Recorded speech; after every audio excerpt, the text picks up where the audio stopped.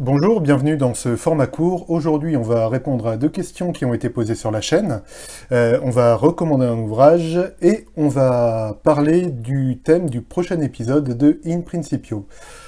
Alors, il y a là parmi les questions, il y en a deux qui ont été posées. Alors, la première, alors c'est pas vraiment une question, elle a été posée en fait sur une vidéo que j'ai réalisée sur Martin Luther et c'est alors la personne se présente, enfin, si je comprends bien en tout cas comme catholique et parle de la vision de la bienheureuse Marie Séraphine du Sacré-Cœur qui donc au 19e siècle a eu une vision et a vu Luther en enfer. Et donc la personne termine son propos en disant que la prédication a été cruciale pour inciter et amener beaucoup d'âmes à la ruine éternelle. Voilà.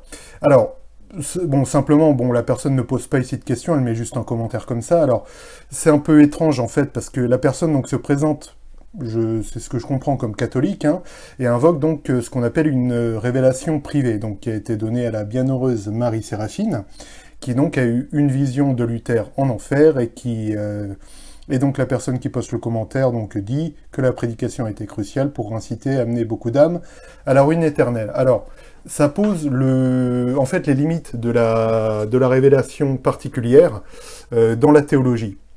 Parce que la personne se présente comme catholique, or, dans le catéchisme de l'Église catholique, donc que la personne est supposée connaître, au numéro 818, il est dit donc que ceux qui naissent aujourd'hui dans des communautés issues de telles ruptures et qui vivent la foi au Christ ne peuvent être accusés de péché de division et l'Église catholique les entoure de respect fraternel et de charité. Justifiés par la foi reçue au baptême, incorporés au Christ, ils portent à juste titre le nom de chrétiens et les fils de l'Église catholique les reconnaissent à bon droit comme des frères dans le Seigneur. Alors là, bon, on voit qu'il y a un peu les fils qui se touchent quand on emploie la révélation privée pour fonder une théologie, parce que la personne se présente comme catholique, parle de la révélation de cette fameuse Marie Séraphine, qui a vu Luther en enfer. Or, c'est très largement contredit par leur propre catéchisme. Voilà, donc la personne, si elle écoute, en déduira ce qu'elle veut. Nouveau commentaire. Alors, c'est une personne donc, qui a posté un commentaire sur le premier débrief, donc qui vient des États-Unis, qui s'appelle Jacob. Donc, bonjour Jacob. Et voilà, donc qui me pose en gros la question, est-ce qu'il y a d'autres chaînes YouTube à conseiller? Alors, je ne vais pas pouvoir aborder toutes les chaînes qui existent. Je vais en recommander 4 en fait, donc ils demandent des chaînes et des chaînes avec des prédications. Donc, on peut en trouver bien d'autres, je pourrais en recommander des dizaines et des dizaines. Mais déjà par deux chaînes, donc La Free TV, c'est une chaîne où parfois il y a des invités très intéressants, notamment comme des théologiens comme Don Carson ou Henri Blocher, Louis Schweitzer aussi.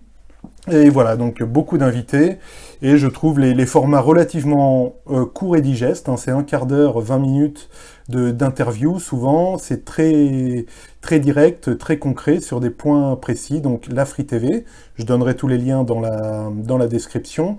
Aussi la chaîne qui est assez récente d'un blog .to. Alors .to c'est le blog fait par des élèves de la faculté de théologie évangélique de Vaux-sur-Seine, donc qui en plus ont commencé là une série sur des divers points de doctrine, le dernier en date étant sur l'incarnation, et la chaîne aussi, mais il y a beaucoup de propos donc de professeurs de la fac sur certains points, notamment concernant la mission, l'accompagnement ou des points de doctrine.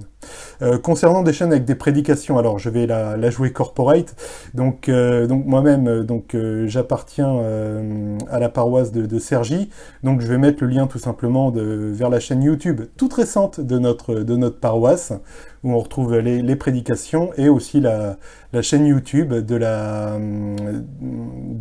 l'église de Saint-Germain. Voilà.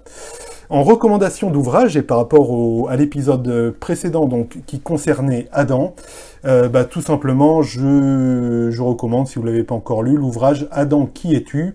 Je mettrai le lien pour vous le procurer. Adam, qui es-tu? Perspective biblique et scientifique sur l'origine de l'humanité. Voilà, quand on aborde sérieusement la question d'Adam, et d'un point de vue, surtout avec une perspective biblique, hein, comme il est dit dans le sous-titre, c'est un ouvrage, je pense, assez indispensable.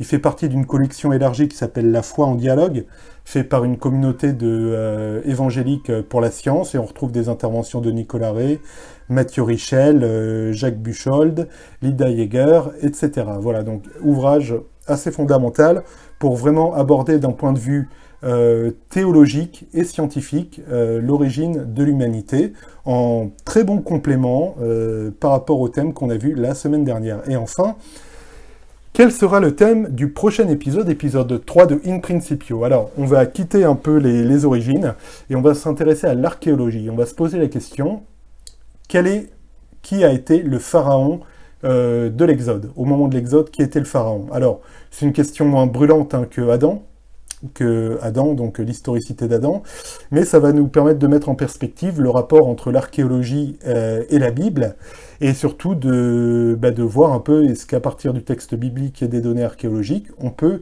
déterminer qui a été le pharaon de l'Exode. Il y a diverses théories, Ramsès II, Meremta, ou encore avant, voilà. Donc on va se poser cette question, et surtout, alors, au-delà de la réponse de qui est le pharaon de l'Exode, un peu comme on l'avait fait pour Adam, en fait, à quelle place on doit placer le texte biblique dans notre approche de telles questions. Voilà. Donc on alterne un peu. Hein. Avec Adam, il y avait eu un sujet quand même qui, au-delà de l'historicité même, avait été assez chargé théologiquement, avec la réalité d'Adam, donc l'historicité d'Adam et la réalité du péché. Là, c'est un sujet alors qui est moins critique en termes théologiques, hein, qui est le pharaon de l'Exode. C'est pas un point de doctrine important, mais ça va permettre de voir voilà, comment on peut sainement articuler données archéologiques et données bibliques. Voilà. Merci de m'avoir suivi, soyez tous bénis et à la prochaine.